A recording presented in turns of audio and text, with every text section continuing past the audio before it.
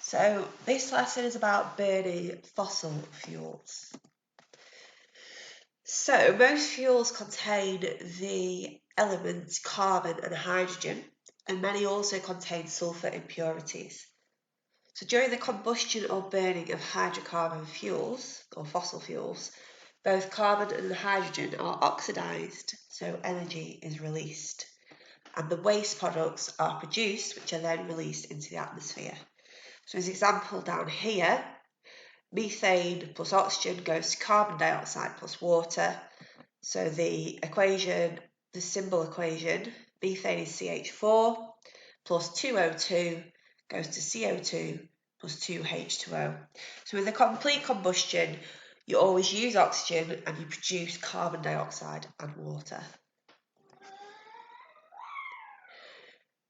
However, if the combustion is not complete, then carbon monoxide and unburnt fuels and solid particulates containing soot or carbon can be released.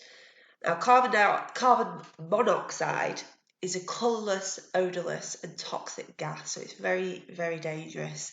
So a lot of houses have carbon monoxide alarms. Because it is colourless and odourless, you can't detect it yourself, so these alarms detect it for you. So carbon monoxide, for the incomplete combustion of carbon, produces carbon monoxide, and it's colourless, odourless and toxic. Also from the incomplete combustion, you get solid particulates in the air. So if you've ever burnt something with a Bunsen burner on the yellow flame where you shouldn't have, like an evaporating dish, you may notice that you get soot on the bottom of the evaporating dish. That's because the air hole is closed. You're not getting as much oxygen, so that's actually incomplete combustion. So you get solid particulates or soot in the air, and that can actually cause global dimming because it reduces the amount of sunlight reaching the Earth's surface and causes damage to people's lungs.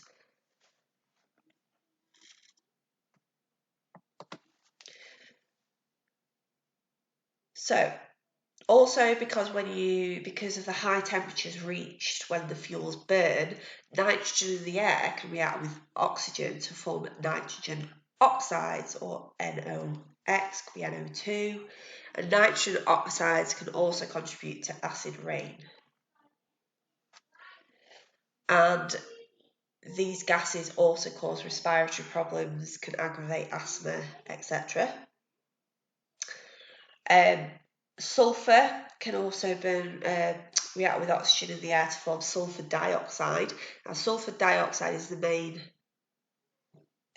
gas which contributes to acid rain, because what it does is it reacts with water vapour in the air to form acid rain, H2SO4, which is sulfuric acid.